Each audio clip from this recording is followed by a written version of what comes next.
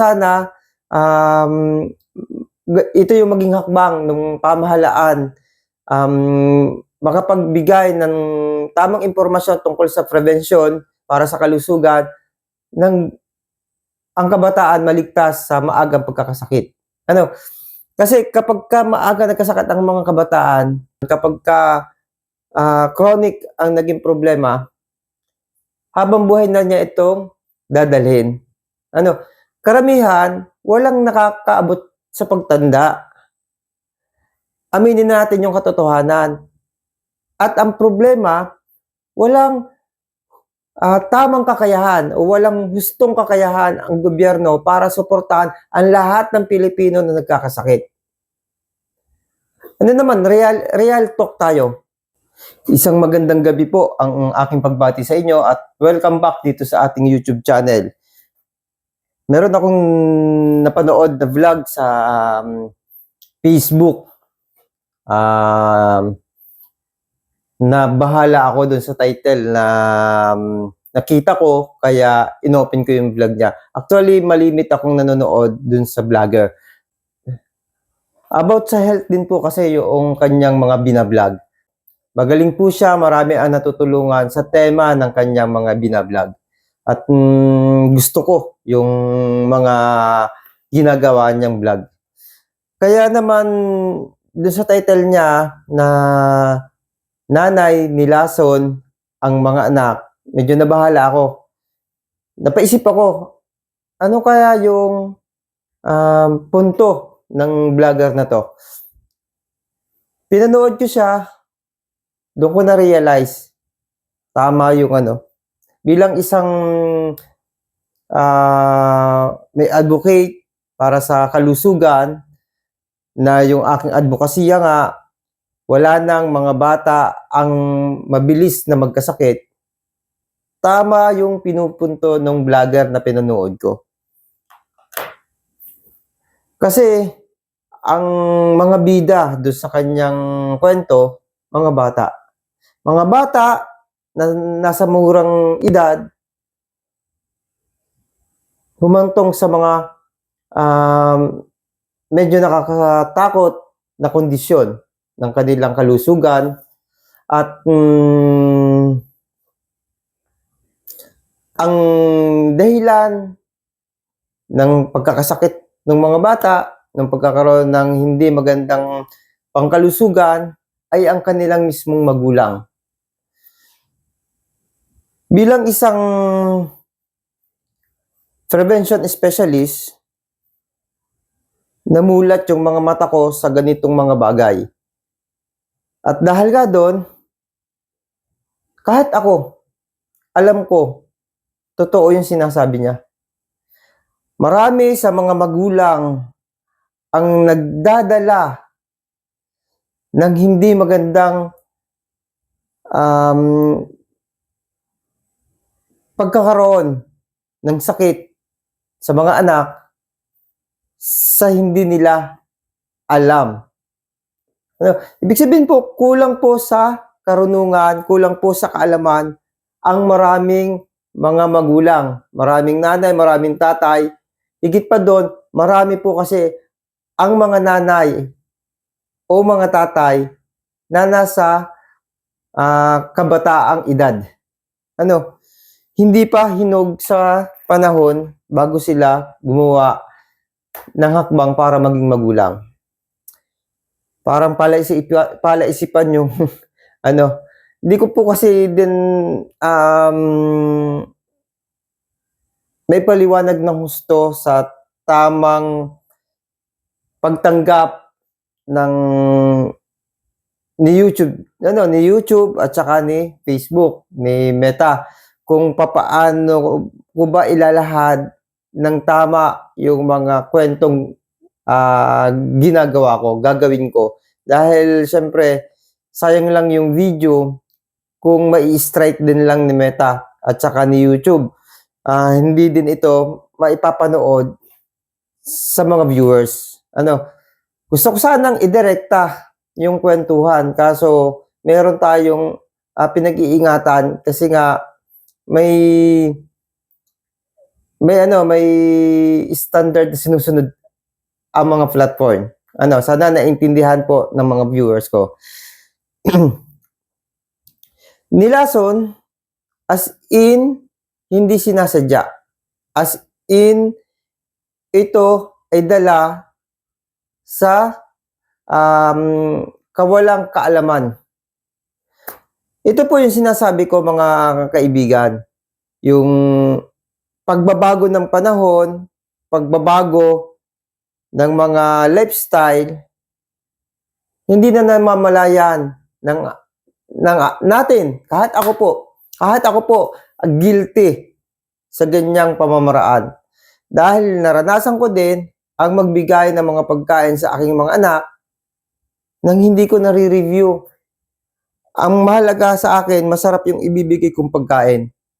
Yun ang nasa utak ko nung panahong kaliliitan yung mga anak ko. Hanggang ngayon nga, pinipigil ko na kasi kinasanayan na. Kinasanayan na namin, kinasanayan na ng mga anak ko yung mga pagkain ganito. Kaya nung nakakaranas ako ng sakit na ganito at habang nagre-research ako, nalaman ko na yung mga makabagong pagkain ay magbibigay ng hindi magandang kalusugan sa mga anak ko, pinipilit ko nang baguhin. Lalong-lalo na nung naging prevention specialist ako.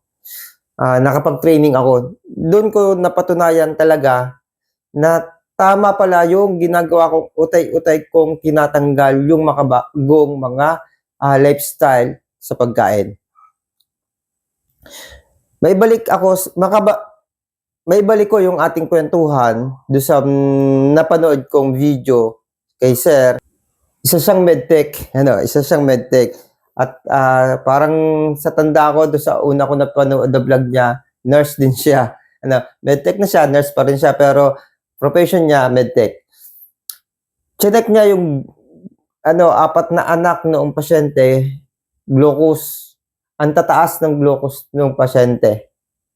Mataas po ang sugar ng mga bata. As in, child talaga. Child. Siguro, hindi ko kasi tinapos yung kwento.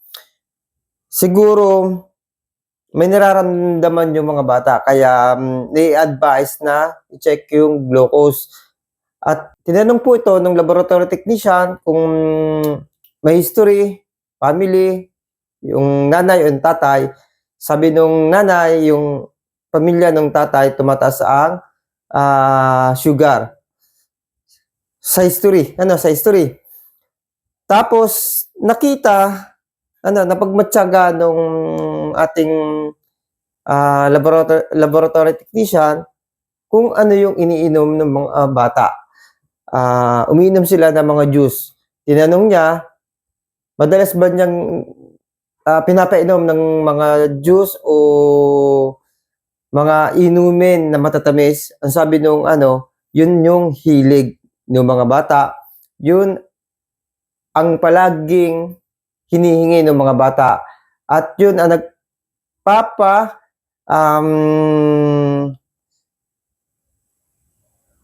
tino sa mga bata kapag nagmumudi. Yun yung binibigay nila, gift, para maiwasan yung pagmumudi ng mga bata. Masaya yung nanay kapag nabigyan ng mga pagkain yung bata.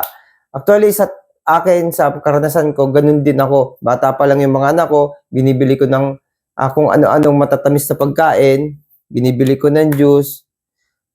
Kasi yun ang akala ko na maganda para sa mga bata kasi makatikim ng masarap na pagkain.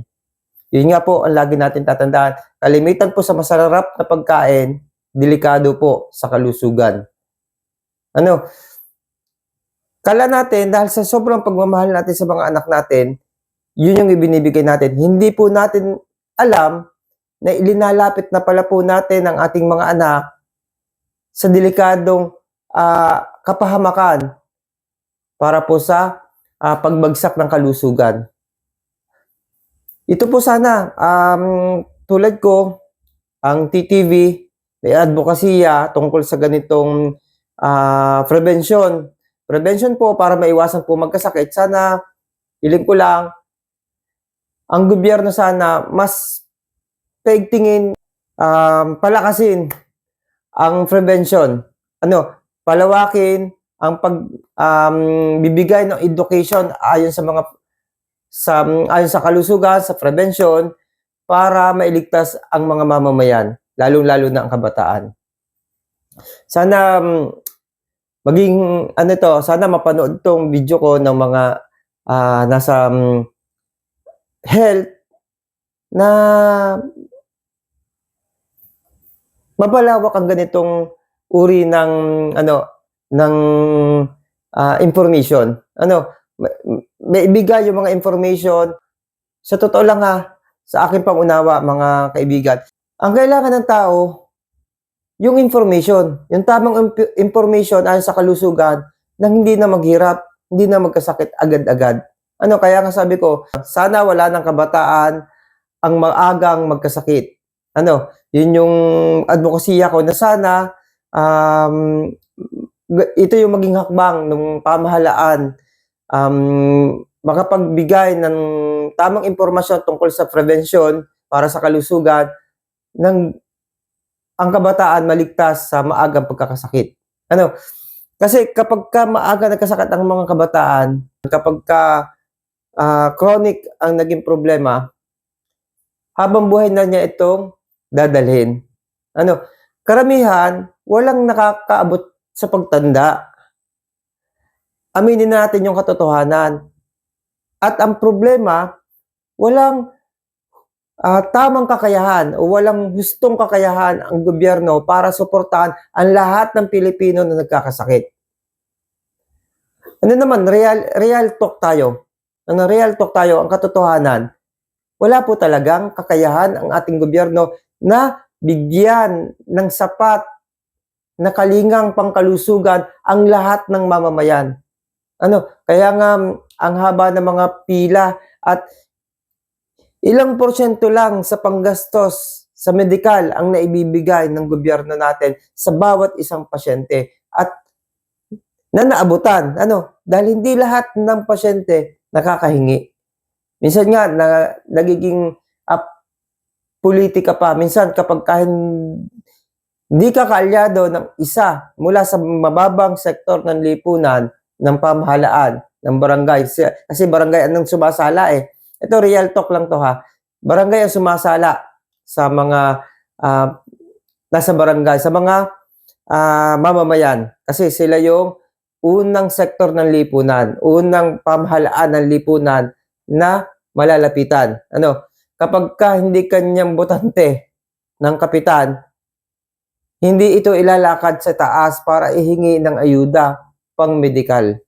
Lang yan, real talk lang tayo. Para mabawasan ang mga ganyan, sana information ang ibigay natin. Kasi mababawasan ang magkakasakit kapag may information. Totoo lang to, kahit ako, hindi ko alam. Kailan ko lang nalaman, nito lang. Nang may sakit na ako, nagpapagaling na ako, naghahanap na ako ng tamang lunas para sa sakit ko. Sa pagre-research ko, nakita ko na dapat noon pa lang, mula pagkabata, iniingatan na. Para hindi na magkasakit. Wala namang hindi magkakasakit pagdating ng araw, pero para mapigilan habang bata pa yung pagkakasakit. Yun lang talaga. Mababawasan natin ang mga gastusin para sa health. Sana nakapaghatid ako ng mga impormasyon. Yung pagkakamatay na dahilan sa mga nanay, yung pagkakasakit na dahil sa mga nanay, sa ina, yun po ay dahil sa kakulangan ng kaalaman. Kaya dapat kaalaman ang ibigay natin, lalong-lalo na sa mga nanay at lalong-lalo na sa mga bata habang lumalaki para madala nila ito sa susunod na henerasyon. Bye-bye po at God bless you. Ingat po tayo lagi. Nutrition ang kailangan ng katawan, hindi po cure na dahilan ng gamot.